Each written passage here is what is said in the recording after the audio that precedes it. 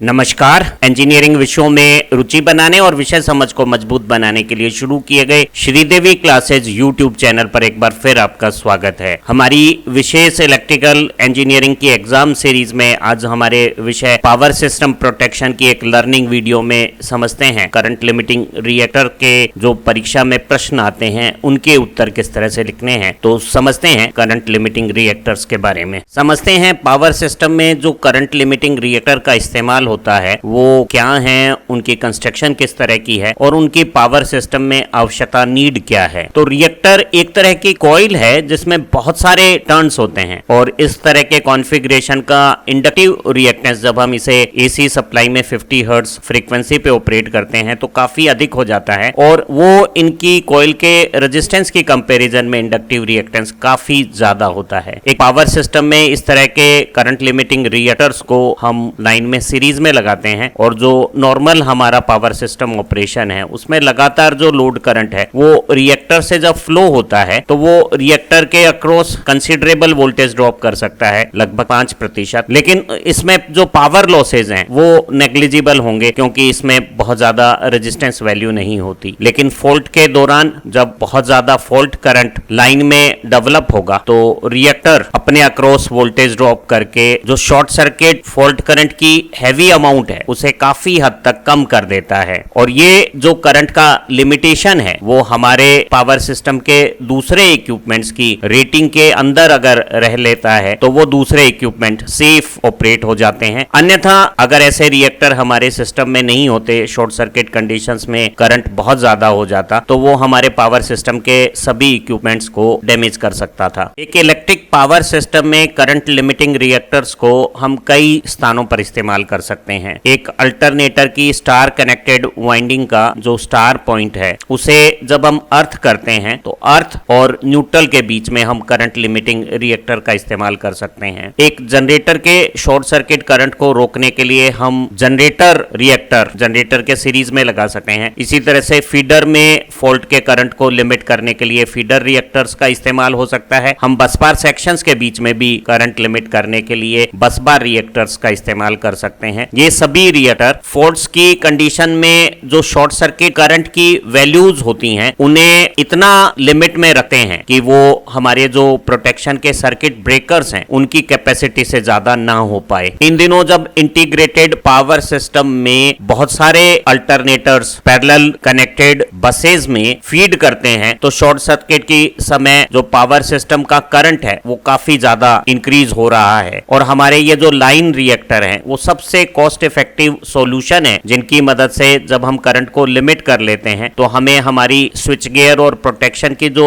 System है उसकी rating को अपग्रेड करने की जरूरत नहीं रहती और हमें पुराने स्थापित स्विचिंग और प्रोटेक्शन सिस्टम्स के साथ ही इन एडिशनल करंट लिमिटिंग रिएक्टर की मदद से पावर सिस्टम का ऑपरेशन एक कॉस्ट इफेक्टिव सॉल्यूशन के तौर पे उपलब्ध हो जाता है। परीक्षाओं में हमें करंट लिमिटिंग रिएक्टर का वर्किंग प्रिंसिपल पूछा जा सकता है। इसे हम यूं समझ सकते हैं, जब किसी पावर सिस्टम में कहीं शॉर्ट सर्किट फॉल्ट्स डेवलप होती हैं तो सोर्स वोल्टेज के द्वारा जो यहाँ फॉल्ट करंट का फ्लो होता है उसे हम फॉल्ट पॉइंट से पहले जो पावर सिस्टम का इंपीडेंस है उससे लिमिट करते हैं और इस इंपीडेंस में हम सीरीज रेजिस्टेंस कंपोनेंट को अगर नेग्लेक्ट कर दें तो ये मेनली पावर सिस्टम के कंपोनेंट का इंडक्टिव रिएक्टेंस मात्र रह जाता है। तो एक फॉल्ट के समय जो सोर्स वोल्टेज है उसके द्वारा जो फॉल्ट करंट उत्पन्न होगा वो पावर सिस्टम के फॉल्ट पॉइंट से पहले जो सीरीज इंपीडेंस या रिएक्टेंस बनता है उसी से कंट्रोल होता है। पिछले दिनों जब हमारे पावर सिस्टम में बहुत ज्यादा एक्सपेंशन हुआ है, पैरेलल में बहुत सारे जनरेटिंग प्लांट्स और बसेस ऑपरेट होती हैं तो जो हमारे पावर सिस्टम में फॉल्ट के लेवल्स हैं, जो पावर फॉल्ट के समय फॉल्ट पॉइंट पर फ्लो होती है वो बहुत ज्यादा बढ़ गए हैं। फॉल्ट के समय फॉल्टी पार्ट को आइसोलेट करने के लिए हम सर्किट ब्रेकर की इस्तेमाल करते हैं और ऐसे सर्किट ब्रेकर जहां लगे हुए हैं वहां फॉल्ट के समय जो शॉर्ट सर्किट करंट की मैक्सिमम पॉसिबल वैल्यू हो सकती है उसे भी इंटरप्ट करने के लिए कैपेबल होने चाहिए। और अगर पैरेलल कनेक्टेड सिस्टम में इफेक्टिव रिएक्टेंस कम हो गया है तो फॉल्ट करंट का मैग्नीट्यूड सर्किट ब्रेकर की रेटिंग से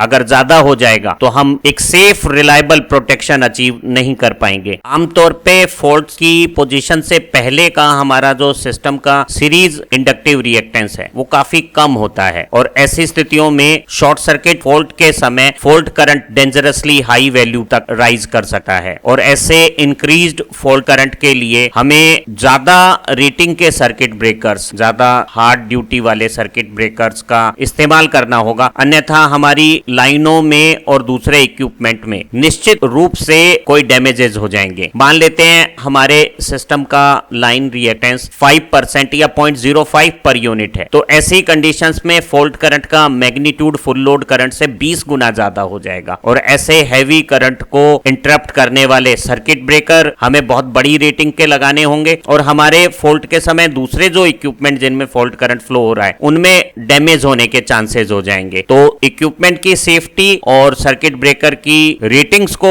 लिमिट्स में रखने के लिए हमें शॉर्ट सर्किट फॉल्ट करंट को कम करना होगा और ऐसा हम लाइन के साथ सीरीज में एडिशनल लाइन रिएक्टर लगाकर सिस्टम का इफेक्टिव रिएक्टेंस इंक्रीज करके अचीव कर सकते हैं। और अगर हम इस 5% सिस्टम रिएक्टेंस के साथ 5% एक्स्ट्रा लाइन रिएक्टर लगा दें तो अब हमारा short circuit fault current full load current का 20 गुना न होके केवल 10 गुना रह जाएगा और हो सकता है ऐसे करंट को हमारे एग्जिस्टिंग सर्किट ब्रेकर इंटरप्ट कर सकते हैं और उतने फॉल्ट करंट को फ्लो होने पर भी हमारे सिस्टम के जो दूसरे इक्विपमेंट्स हैं उनकी भी सुरक्षा बनी रहेगी। तो हम फॉल्ट करंट के मैग्नीट्यूड्स को लिमिट में रखने के लिए पावर सिस्टम में सुटेबल पोजीशंस पर सीरीज में इस तरह के लाइन रिएक्टर लगा देते हैं। एक लाइन रिएक्टर की कॉइल में बहुत सारे मोटे क्रॉस सेक्शन के टर्न्स बांधे हुए होते हैं। अक्सर इन टर्न्स को पैरेलल कनेक्ट करके हम इनकी करंट कैरिंग कैपेसिटीज को भी इंक्रीज कर लेते हैं और ऐसे रिएक्टर का 50 हर्ट्ज की एसी सप्लाई में इंडक्टिव रिएक्टेंस काफी अधिक है और मोटे क्रॉस सेक्शन के अच्छी कंडक्टिविटी वाले इन टर्न्स का ओमिक रेजिस्टेंस रिलेटिवली कम है ताकि फुल लोड करंट भी जब इनमें फ्लो होगा तो इनमें I2R ओमिक लॉस कम रहे। अब हमारे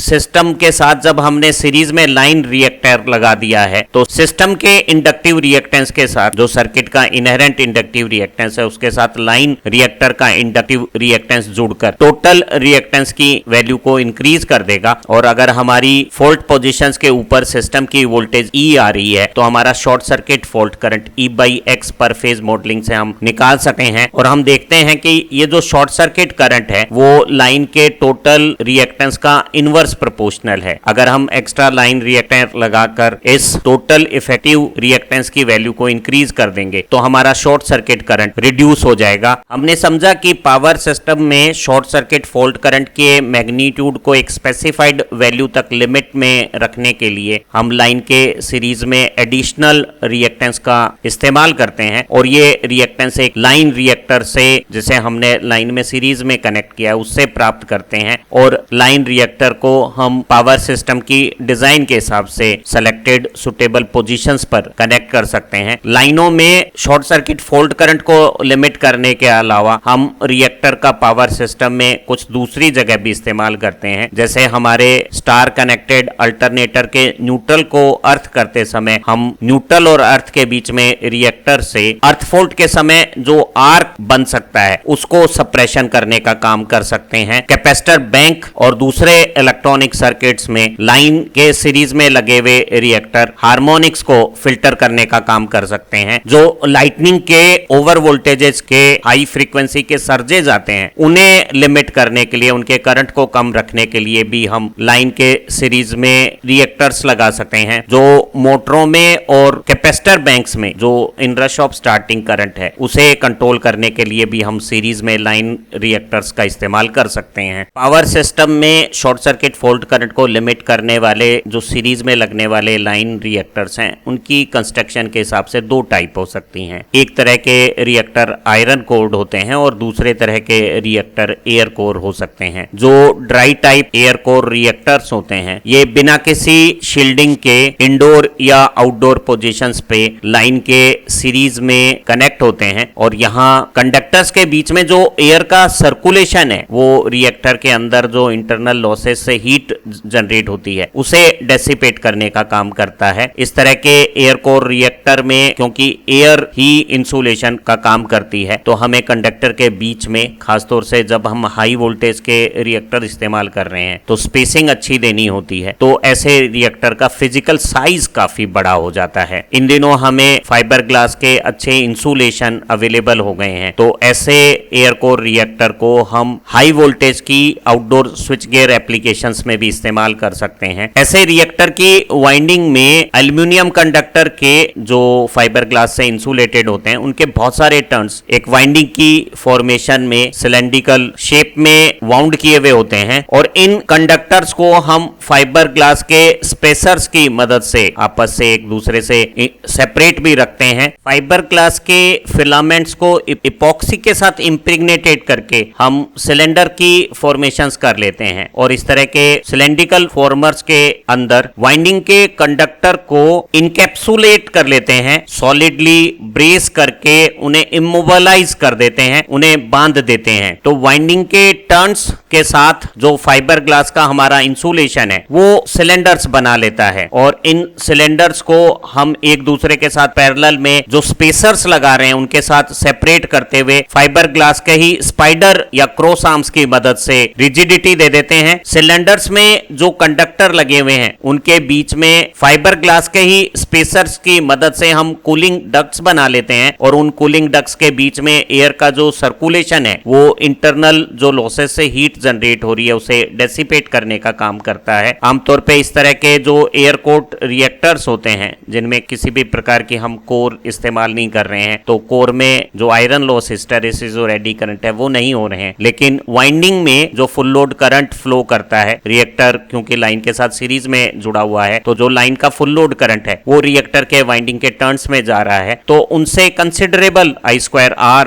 लॉसेस हो सकते हैं, और ये losses maximum 5% of KVA rating of reactor हो सकते हैं। अच्छी डिजाइन के जो रिएक्टर्स होते हैं उनमें ये लॉसेस 2 से 3% तक रहते हैं। आउटडोर या इंडोर एप्लीकेशंस के लिए जो एयर कोर रिएक्टर का हम इस्तेमाल करते हैं उनके एडवांटेजेस और डिसएडवांटेज के बारे में जानते हैं। जो एयर कोर रिएक्टर्स हैं इनकी कंस्ट्रक्शन बहुत सरल है, इनकी इंडक्टिव रिएक्टेंस की वैल्यू है वो नॉर्मल और फॉल्ट करंट दोनों कंडीशंस पे एक जैसी बनी रहती है। फॉल्ट के समय भी इनकी मैकेनिकल स्ट्रेंथ अच्छी है, और हैवी फॉल्ट करंट के समय भी जो इलेक्ट्रोमैकेनिकल फोर्सेस डेवलप होते हैं उन्हें ये विथस्टैंड कर सकती है। इनका इंसुलेशन भी कैपेबल है, अच्छा है। वहीं एयर कोर रिएक्टर के कुछ डिसएडवांटेज भी हैं। एयर की डायलेक्ट्रिक स्ट्रेंथ अच्छी नहीं होने से कंडक्टर के बीच में हमें स्पेसिंग एयर में ज्यादा रखनी पड़ती है, तो इनका फिजिकल जो साइज है वो कंपेरेटिवली काफी बड़ा हो जाता है। एयर का हीट डेसिपेशन भी बहुत बेहतरीन नहीं है, इसलिए इनका हीट डेसिपेशन बढ़िया करने के लिए सरफेस एरिया को ज्यादा बड़ा करना पड़ता है, फिजिकल साइज भी बढ़ता है, और उसके बावजूद भी इनकी जो कूलिंग है वो बहुत ज्यादा बेहतर नहीं कही जा सकती। इसीलिए इन्हें बहुत ज्यादा केवीए रेटिंग के लिए डिजाइन नहीं करते। जो छोटी केवीए रेटिंग के हमारे रिएक्टर्स हैं उन्हीं को हम एयर कोर रिएक्टर के तौर पे इस्तेमाल करते हैं, अन्यथा हम आयरन कोर रिएक्टर्स का ज्यादा इस्तेमाल करते हैं। एयर कोर रिएक्टर में कोर की परमेबिलिटी कम है, आयरन की बजाय एयर है, तो यहाँ परमेबिलिटी काफी कम है। ऐसी स्थिति में न केवल वर्किंग फ्लक्स का मैग्नीट्यूड कम होगा, सराउंडिंग में लीकेज फ्लक्स के भी असर रहेंगे। जब वर्किंग फ्लक्स कम है तो रिक्वायर्ड सेल्फ इंडक्टेंस और इंडक्टिव रिएक्टेंस जनरेट करने के लिए हमें रिएक्टर में ज्यादा टर्न्स वाउंड करने होंगे, और ज्यादा टर्न्स से न केवल फिजिकल साइज बढ़ेगा, कंडक्टर की लेंथ इंक्रीज होने से रेजिस्टेंस भी बढ़ेगा, तो हमारे जो I² ओमिक लॉस हैं वो भी इंक्रीज होंगे। वहीं आयरन कोर रिएक्टर में जब हम हाई परमेबिलिटी की सिलिकॉन स्टील कोर इस्तेमाल करते हैं तो ज्यादा वर्किंग फ्लक्स के साथ फ्लक्स को एक तयशुदा मैग्नेटिक सर्किट में सर्कुलेट करके वाइंडिंग के टर्न्स को रिड्यूस रखा जा सकता है। जरा आयरन कोर रिएक्टर के बारे में समझते हैं। आयरन कोर रिएक्टर की कंस्ट्रक्शन एक ट्रांसफॉर्मर जैसी ही है, और कोर के तौर पे हम लेमिनेटेड सिलिकॉन स्टील की कोर का इस्तेमाल करते हैं। यहाँ ट्रांसफॉर्मर की जैसे 2 वाइंडिंग न होके सिर्फ एक कॉइल की वाइंडिंग के टर्न्स वाउंड किए हुए हैं, और इस पे हम फुल सप्लाई वोल्टेज अप्लाई नहीं करते, बल्कि डिजाइन के हिसाब से 5 से 10% रेटेड वोल्टेज के लिए टर्न्स यहाँ लगाए हुए होते हैं। आयरन कोर के ऊपर वाउंड की हुई जो हमारी कॉइल्स हैं इन्हें हम एक स्टैंडर्ड ट्रांसफॉर्मर टैंक जैसे टैंक में ऑयल के बीच में इमर्ज करके रख देते हैं, और ये जो ऑयल है वो यहाँ डाइलेक्ट्रिक स्ट्रेंथ इंसुलेशन का भी काम करता है और कूलिंग का भी काम करता है। जो हमारी इस तरह की रिएक्टर की कॉइल है, चाहे वो एयर कोर रिएक्टर हो या आयरन कोर रिएक्टर हो, जब ये शॉर्ट सर्किट फोल्ट करंट को कैरी करती है तो इनके बीच में बहुत ज्यादा मैकेनिकल फोर्सेस डेवलप हो जाते हैं। तो उन फोर्सेस को विदस्टैंड करने के लिए वाइंडिंग की जो मैकेनिकल ब्रेसिंग है वो काफी सॉलिड और मजबूत होनी चाहिए। रिएक्टर के ऑयल टैंक में किसी भी प्रकार के मैग्नेटिक फ्लक्स से एडी करंट्स ना आए, सराउंडिंग में भी लीकेज फ्लक्स के असर ना रहे, इसलिए हम रिएक्टर के चारों तरफ एक लैमिनेटेड स्टील की मैग्नेटिक शील्ड भी प्रोवाइड करते हैं और इस शील्ड के कारण हमारे ऑयल टैंक में किसी भी प्रकार के सर्कुलेटिंग एडी करंट्स नहीं आते और स्ट्रे मैग्नेटिक फील्ड का भी स्प्रेड नहीं होता। आमतौर पे हम ऑयल इमर्ज रिएक्टर का इस्तेमाल शंट रिएक्टर्स में ज्यादा करते हैं, लेकिन हाई वोल्टेज की एप्लीकेशन के सीरीज लाइन रिएक्टर भी आयरन कोर हो सकते हैं। आयरन कोर रिएक्टर में जो हमने आयरन कोर का इस्तेमाल किया है उसमें साइनोसोडल एसी सप्लाई के साथ जब हम फंक्शनिंग करते हैं, टाइम वेराइंग फ्लक्स कोर में बनाते हैं तो कोर में हिस्टेरेसिस और एडी करंट लॉसेज होते हैं और कॉपर लॉसेज के साथ आयरन लॉस एडिशनल जुड़ के, ध्यान रहे इस तरह के iron loss air core reactor में नहीं होते हैं। यहाँ ये एडिशनल लॉसेज होने से जो टोटल पावर कंजम्पशंस हैं आयरन कोर रिएक्टर की वो एयर कोर रिएक्टर से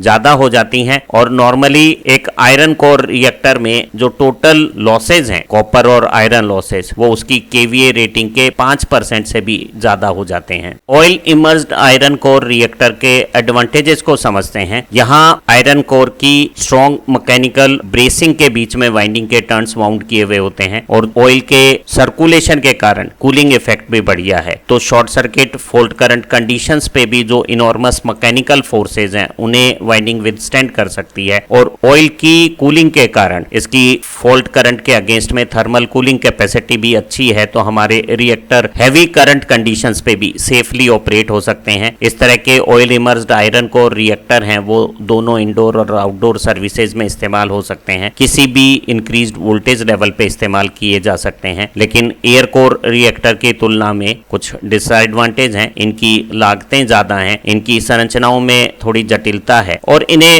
रिपेयर करना भी थोड़ा मुश्किल है। पावर सिस्टम में शॉर्ट सर्किट फोल्ट करंट को लिमिट करने के लिए जो करंट लिमिटिंग रिएक्टर्स हैं वो अलग अलग सुटेबल लोकेशंस पे कनेक्ट किए हुए होते हैं। हम ऐसे रिएक्टर को जनरेटर की सीरीज में बस बार के